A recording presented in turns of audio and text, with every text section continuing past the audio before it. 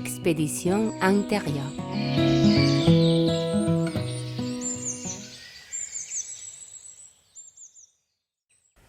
J'avais envie de commencer cet épisode au calme, pas dehors, pas dans le mouvement, pas dans une forme de performance justement, juste ici, dans un espace tranquille, pour poser les choses simplement. Parce que ce podcast, au fond, il naît de ça, d'un besoin de créer un endroit où certaines choses puissent exister, un endroit où l'on puisse mettre des mots, un endroit où l'on puisse se poser, réfléchir, respirer, sentir, comprendre au mieux ce qui nous traverse. Bienvenue dans Expédition intérieure. Si j'ai eu envie de créer cet espace, c'est sans doute parce que pendant longtemps, j'ai évolué dans des mondes où il y avait énormément de place pour faire, mais beaucoup moins de place pour dire.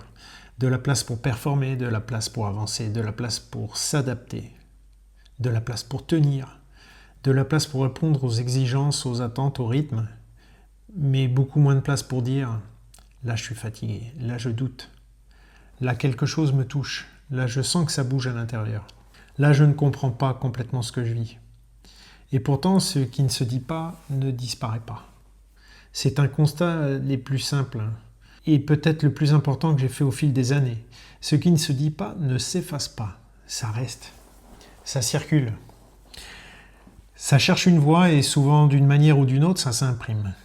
Moi, depuis longtemps, je travaille au contact du corps. J'écoute des corps, j'observe des corps. J'accompagne des personnes dans leurs douleurs, leurs tensions, leurs déséquilibres, leurs périodes de surcharge, de tension, de transition et parfois de rupture. Et ce que j'ai vu encore et encore, c'est que le corps parle.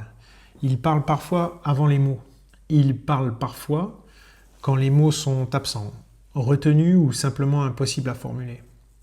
Il parle dans la respiration, il parle dans la posture, il parle dans le regard, dans la mâchoire serrée, dans le sommeil qui se dérègle, dans les douleurs qui reviennent, dans la fatigue qui ne récupère plus vraiment, dans l'agitation intérieure, dans l'irritabilité, dans la difficulté à relâcher. Et ce que j'ai compris avec le temps, c'est qu'on peut devenir très fort à l'extérieur tout en se coupant progressivement de l'intérieur. Je ne le dis pas par jugement, parce que je crois que nous sommes nombreux à connaître ça et qu'à différents niveaux, dans différents contextes, notre époque valorise beaucoup la capacité à tenir, à être solide, à être fiable, à continuer, à être fort, à répondre présent. Et bien sûr, cette solidité a de la valeur. Cette capacité d'engagement, de discipline, de dépassement, elle est précieuse.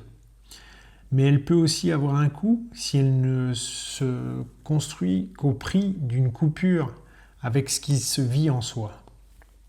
Le coût du silence, le coût du rôle, le coût du masque, le coût de l'adaptation permanente, le coût du fait de continuer sans toujours prendre le temps d'intégrer ce qui a été vécu. Et pourtant, ce coût existe.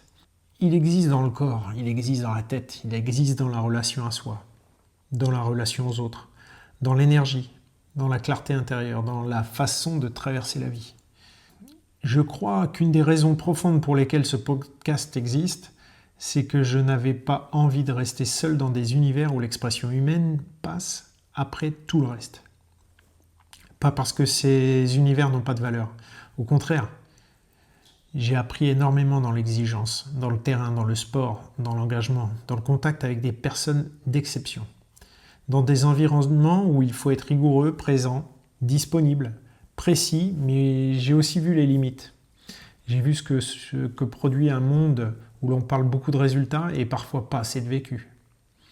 Un monde où l'on valorise la fonction, mais où la personne peut finir par s'effacer derrière ce qu'elle doit produire. Un monde où l'on apprend à être fort, mais pas toujours à traverser ce qui nous touche sans se refermer. À un moment, j'ai senti qu'il me manquait un espace. Un vrai espace. Pas une vitrine, pas un décor, pas une posture.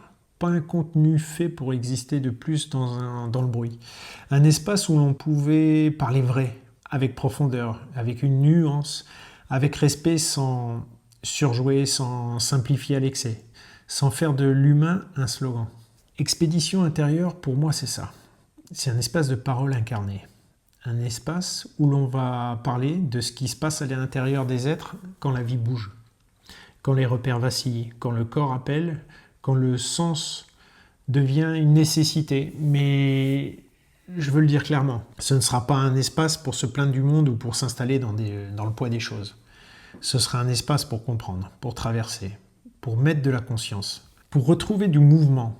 Parce que l'intériorité, ce n'est pas seulement ce qui fait mal, c'est aussi ce qui éclaire, ce qui redresse, ce qui transforme, ce qui ouvre, ce qui permet parfois de puiser des ressources insoupçonnées. On parlera de la fatigue, de stress, de doute, de blessure, de perte de repères.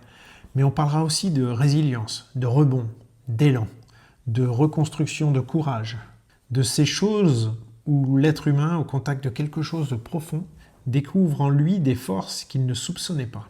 Je veux que cet espace soit un lieu où l'on puisse accueillir ce qui pèse sans s'y installer. Un lieu où l'on puisse reconnaître ce qui nous traverse pour mieux le transformer. Un lieu où l'on remette l'humain au centre, dans toute sa vulnérabilité, oui, mais aussi dans sa capacité à créer, à aimer, à se relever, à se réorganiser, à tenir debout et parfois à accomplir des choses incroyables. Il y a des événements qui laissent une trace particulière, non seulement par leur violence, mais parce qu'ils révèlent. La disparition de Gino Madère fait partie de cela. Elle rappelle avec force qu'au-delà de la performance des rôles, des résultats, des calendriers, des exigences, il y a parfois des êtres humains. Et dans ces moments-là, une chose devient très claire. L'émotion ne se commande pas. Elle ne se programme pas. Elle ne disparaît pas simplement parce qu'il faut continuer. Elle demande un espace, pas forcément de grands discours, pas forcément des mots parfaits, mais un réel espace pour être ressenti, reconnu et traversé. Souvent dans le sport comme ailleurs, on apprend à reprendre la route, à faire face, à tenir, et cette solidité a sa valeur. Mais tenir n'est pas toujours intégré. Continuer n'est pas toujours traversé. Or, ce qui n'est pas vraiment traversé peut rester là, plus silencieux, plus enfoui, mais toujours actif. C'est aussi une des raisons pour lesquelles ce podcast existe. Remettre de l'humain au centre, redonner de la place à ce qui se vit à l'intérieur et rappeler qu'exprimer une émotion n'est pas une faiblesse. C'est souvent une condition de justesse, d'équilibre et de transformation. Et cela vaut dans les grands bouleversements comme dans les moments beaucoup plus ordinaires de la vie. Parce qu'il n'y a pas besoin d'un drame extrême pour avoir besoin d'un espace d'expression. Je veux aussi que ce podcast soit utile, pas seulement sensible, pas seulement inspirant, ni seulement introspectif, utile. Parce que je pense qu'on n'a pas besoin de plus grands discours hors sol. On a besoin de repères, de choses simples, de choses humaines, de choses qui aident réellement à mieux se comprendre, à mieux se réguler, à mieux avancer. Donc ici, il y aura de la parole.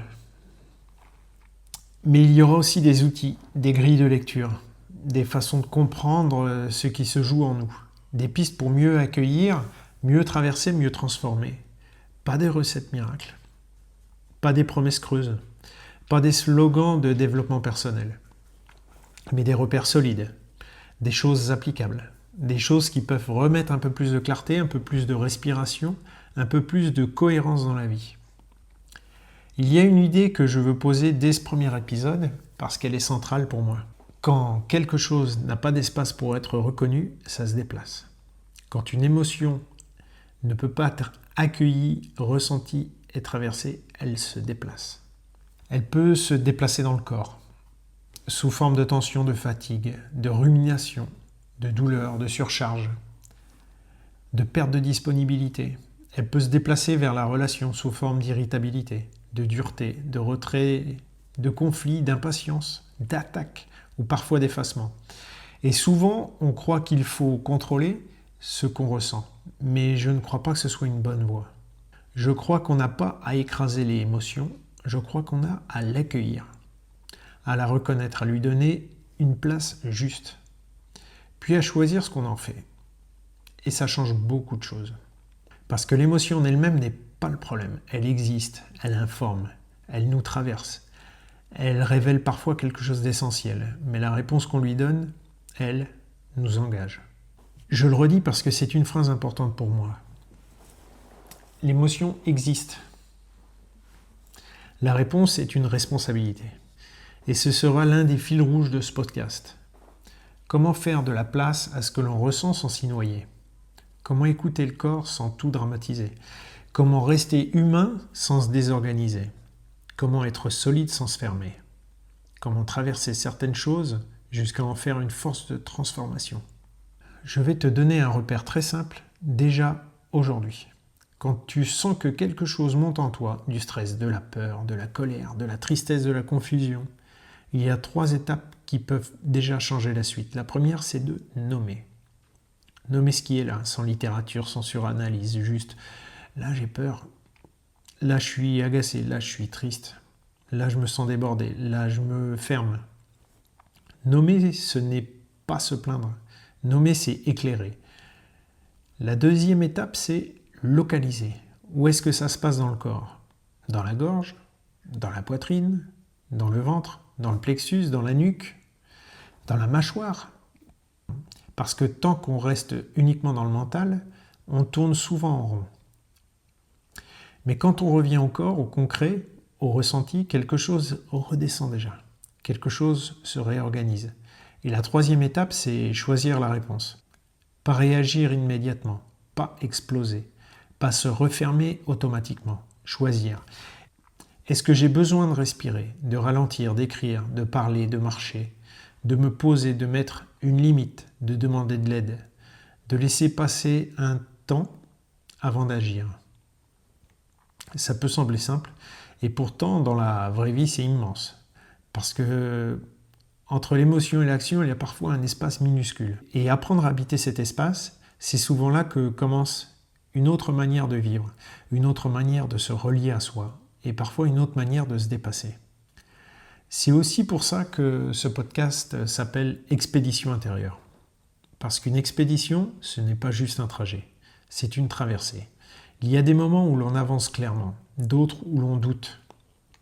Des moments où le terrain change, où la météo se durcit, où l'on perd un peu le cap, où l'on doit ralentir, observer, revenir à l'essentiel.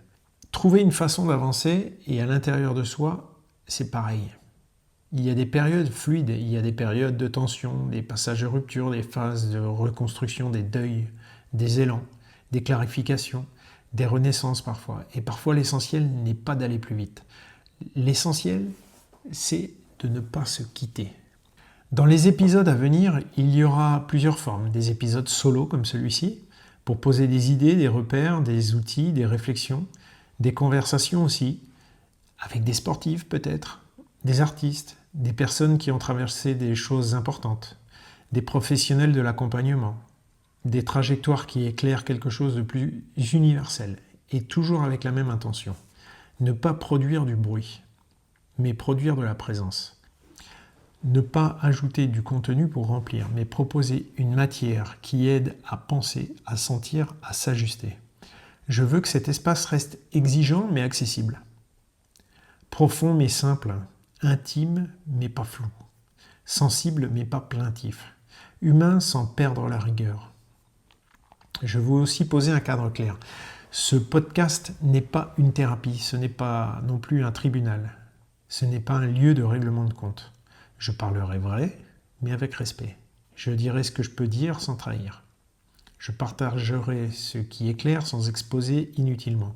Je resterai fidèle à une ligne qui compte beaucoup pour moi, maître de l'humain sans abîmer l'humain. Parce que parler vrai ne veut pas dire tout dire. Parler vrai, ça veut dire parler juste. Je crois que beaucoup de personnes aujourd'hui avancent avec des choses en elles qui n'ont pas trouvé leur place. Pas forcément des drames intenses, ni immenses. Pas forcément des crises spectaculaires. Parfois, c'est plus discret que ça. Une fatigue de fond, un trop-plein, une perte de sens, un décalage intérieur, une forme d'usure, ou au contraire un élan qu'on sent en soi et qu'on n'ose pas encore habiter pleinement. Et je crois profondément qu'on n'a pas besoin d'être au bord de l'effondrement pour mériter un espace d'expression. On a le droit de le dire. Là, c'est lourd. Là, je doute. Là, j'ai besoin de comprendre. Là, j'ai besoin de revenir à quelque chose de plus juste. Là, je sens qu'il y a en moi quelque chose qui demande à vivre autrement. Ce podcast, il est là pour ça. pour offrir un endroit où l'on peut déposer, comprendre et traverser, mais aussi relier, reconstruire et révéler. Un endroit où l'on peut mieux entendre ce qui se passe en soi et parfois découvrir que derrière certaines épreuves, certaines tensions, certaines remises en question, il existe aussi des ressources, des élans et des formes qu'on ne soupçonnait pas. Alors si tu écoutes cet épisode aujourd'hui et que quelque chose résonne, si tu sens que toi aussi tu portes des choses sans toujours savoir où les déposer, si tu cherches un espace où l'on parle vrai avec profondeur, simplicité et avec le désir de transformer ce qui est vécu en conscience, en mouvement, en présence, alors tu es au bon endroit. Bienvenue dans l'expédition intérieure. Merci d'être là.